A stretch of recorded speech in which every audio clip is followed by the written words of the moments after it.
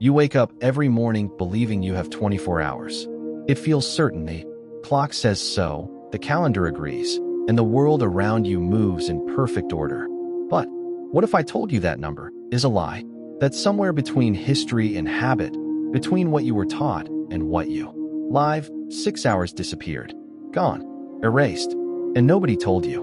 We measure life in hours, yet most of us never ask who decided how many we get. Time, you think, is a law of nature. But the truth is, time, the way you live it, was invented, crafted by humans, changed by power, and stolen, quietly, while you weren't looking. Long ago, when people watched the sky instead of screens, there were no hours, only light and darkness. The sun rose, the world moved, and life flowed with it. Then rulers and priests began carving the sky into slices, 12 for the light, 12 for the dark. A full day, 24. Neat pieces. A system. A schedule. Control disguised as order. You didn't choose this system. You were born into it. You learned to obey clocks before. You learned to listen to yourself. Every bell, every alarm, every ticking second trained you to move faster, want more, and feel guilty for resting. But ask yourself, who benefits when you always feel short on time? Not you. Every second you chase deadlines, by convenience, and scroll through distractions. Someone, somewhere, profits from your hurry. They don't need to steal your money when they can steal your minutes. Because minutes are life. They told you 24 hours make a day, but you don't really live all 24. 6 hours vanish in the background noise, in ads, scrolling, comparison, fatigue, waiting, recovery, and regret. The stolen 6. The invisible tax of being alive in a system that sells you back your own time. When the first mechanical clocks appeared, people resisted them. They said, "Why should a machine tell me when to eat or pray?" But kings, merchants, and armies loved the idea. Because whoever controls the clock controls the crowd. Work started by the hour. Pay was measured by the hour. And slowly, time became currency.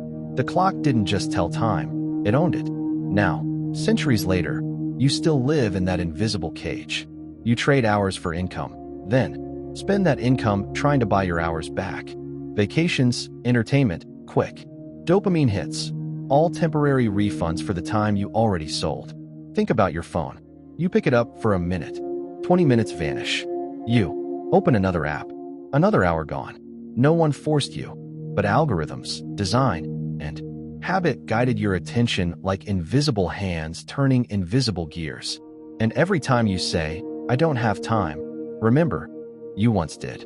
It was just stolen softly, efficiently, beautifully, by the things that promised to save it. Time-saving apps, time-saving gadgets, time-saving hacks. But what have they really saved? They saved data, not life. They saved engagement, not peace. They saved attention, not awareness. You believe you're in charge of your schedule, but the truth is, you're reacting to notifications, trends, expectations. Every ding and buzz slices another second off your day. Every time you compare your life to someone else's highlight reel, another hour evaporates. You call it killing time. But time isn't the victim. You are. They stole 6 hours, yes, but not with theft, with permission. Yours. You said yes to the endless feed, the urgent email, the late-night binge, the one more scroll. You gave it away because they taught you to fear stillness. Silence feels like waste. Doing nothing feels wrong. But here's the secret. Time doesn't disappear when you stop running. It expands. Moments stretch. Awareness returns. You start to feel again. That's why they never taught you to pause. Because a calm mind is hard to sell things to. A peaceful person doesn't consume endlessly. So they keep you busy. Always chasing. Always scrolling. Always late. There's a strange moment between distraction and awareness. That instant when you realize how much time has passed. You look at the clock and whisper, "Where did the day go?" That's the ghost of your stolen hours speaking. The 6 hours you never noticed leaving. They don't make noise when they go. They just fade behind glowing screens, autopilot routines, and tired eyes. And the saddest part? You can't remember what you traded them for. Was it joy? Was it growth? Or just noise pretending to be meaning? But here's where the conspiracy collapses. They didn't need to steal anything. They only needed to convince you that time is something outside of you, something you can lose, waste, or earn. Once you believed that, you became easy to control. Because the real truth about time is this: you are it. You don't have time, you are time. Every heartbeat, every breath, every moment of attention, that's your real clock. And the second you realize that, no one can steal it again. Imagine taking those 6 lost hours back, not as revenge, but as awareness. 6 hours of real life, feeling sunlight, listening deeply, doing one thing at a time. 6 hours of stillness that rebuild your strength. 6 hours where you actually exist instead of just reacting. It's not about productivity. It's about presence. Because the opposite of lost time isn't efficiency, it's living. You were told to chase time like a resource, but you were meant to experience it like a rhythm. You were told to manage it, budget it, fight it, but maybe you just needed to notice it. So steal back your hours. Not from them, from the noise. Turn off the clock for a while. Let moments breathe again. The world will still spin. Your value won't vanish. But something else will return. The quiet power of being alive and aware.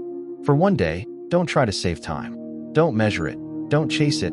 Don't waste it. Just meet it fully. When you eat, taste. When you walk, notice. When you speak, mean it. When you rest, rest. Completely. At first, you'll feel guilty because you've been trained to. That's how deep the theft goes. But keep going. Each minute you reclaim feels slower, fuller, realer. And one day, you'll realize that no one ever stole your hours. They only distracted you from living them. So, you, watching this, you have a choice. You can keep running the race for time that never waits. Or you can step out of it and finally exist. Steal back your 6 hours. Not tomorrow. Not someday. Now. Say it out loud. I'm stealing my time back. Because maybe the biggest revolution isn't in changing the world's clocks. It's in changing the way you experience a single second. This was the calendar. And time, my friend, is finally yours again.